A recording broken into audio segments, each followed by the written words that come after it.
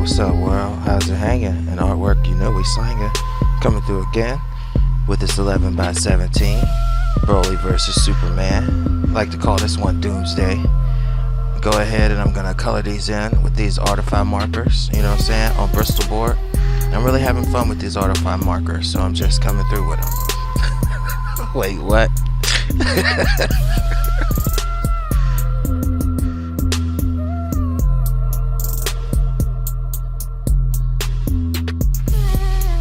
Wait, what?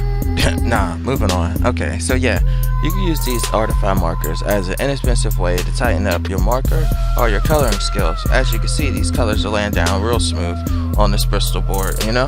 So I kind of came up with this as like a funny idea.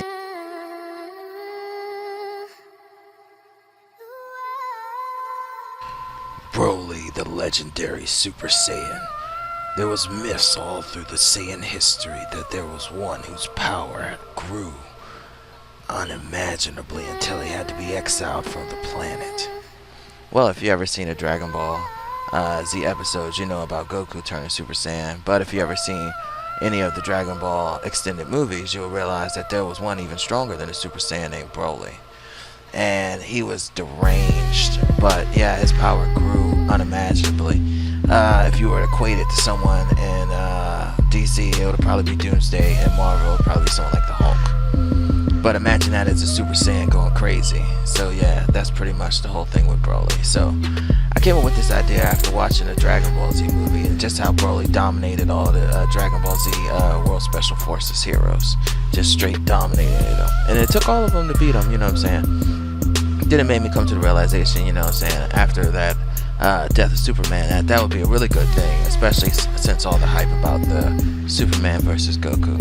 So yeah, this is a quick sketch. Really, it's just to see what these markers will do. So as you can see, I'm going through with all the colors now, just adding big layers, you know what I'm saying. I like that Bristol side, so that way I can go ahead, like chisel side, so I can go ahead and turn it on its angles. That really helps, and that's really good for doing quick sketches. So yeah. And if this goes well, when I start doing trade shows or anything, I'm going to start doing some of these sketches, you know. Just because these are real fast to do, they dry real fast. Unlike when I do live art and it takes like a real long time. Not saying that I'll stop doing the live art or the live paintings. I'm going to continue doing that. This is just something to add to the repertoire, you know, some new tools to add to the tool belt. So that's the way I would see it. And as any artist, you know, you really should get out of your comfort zones, because that's the only way you really grow, is to do things that are difficult. Yeah. And I used to hate marker paper anyway. It was all flimsy and stuff. I could never really use that, so I would always try to slam markers on Bristol board when I was doing comic book painting, comic book pictures, or illustrations, or sequential art. Let me actually try to talk proper. Yeah, so, you know. And as you can see, all the colors are laying down great. They're drying. I might make a second video to show direct blending. I normally like blend very slowly. Yeah, so just trying to speed up. As you can see, this is a speed painting. It's actually took like an hour or so. So yeah, and I think it's done. I have to recheck it because now I'm working on this Godzilla. It's really funny. Yeah, on top of the 1,000 things that I do or try to do, you know.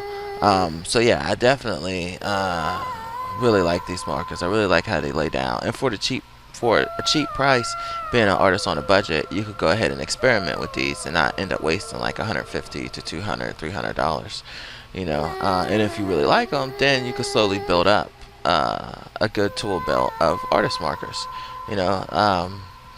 Yeah, and they come in like 40 different colors, so that's really cool, and that really helps to go through. As you can see, when I go through with the skin and the other colors, you can really see how it picks up. So that's definitely great and worth getting. Yeah, so on top of what we were just talking about, you know, getting out of your comfort zone, so that way you can grow as an artist or a rapper or whatever you're doing, you know what I'm saying. And if you take on projects that might be just a little too hard for you and you succeed at it, you will find tremendous growth instead of just at projects that you know you can do. And you'll still see growth, but it'll slowly start to grow. Yeah, so like, you know, I'm going to an art show this weekend, you know, like a concert / art show, you know, my first time doing merchandise in my city, but you know what I'm saying, first time selling my art merchandise, doing merch, whatever you want to call it, in my city. I've done it in some other cities around the states or whatever, but getting out of your comfort zone would definitely help, you know. So hey, and you always gotta take a jump forward, because think about it, if you keep doing what you're doing now, you're not gonna get any change. And just like coal, when it's pressed by tons and tons of pressure, it turns into a diamond, and it's the most precious thing, or people consider it the most precious thing on the planet. And it's just like hardships will turn you into the person that you want to become, or the future version of yourself, you know. Like how I talk about like trying to better yourself. Well, really, going through hardships will automatically rocket you towards being a better version of yourself. But you know what I'm saying? Not saying that you have to go through all these hardships. If you can avoid it, you definitely should. But getting up and doing things that you don't think you can totally do, you shouldn't avoid that. You should go ahead and try to do those things. But of course, you should weigh it out with what you would gain and what you would lose. So I'm not trying to tell you just to go jump off a bridge or nothing. But what I am trying to say is, if you're an artist or something and you haven't put your artwork online, you should do that. If you haven't got a website, you should do that. Like if you haven't done a show, or even you try to do a show, there's many shows in your town if you just look it up. So get out of your comfort zone, right? All right.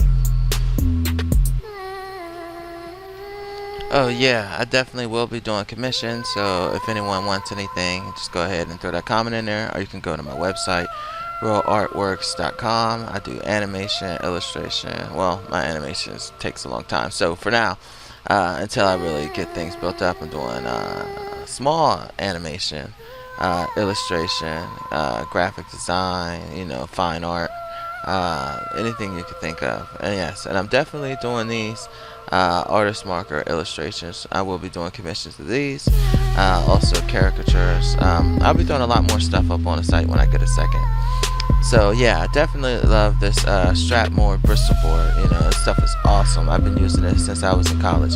You know, so that link is in the bio for that. Also, the link for the artifact markers are in the bio for that. You should definitely check them out, because as you can see, I'm definitely using them, and this is not looking half bad. Actually, this is looking pretty fire. You know what I'm saying? This is lit right here. Yeah, we'll definitely have more stuff up on here, so stay tuned.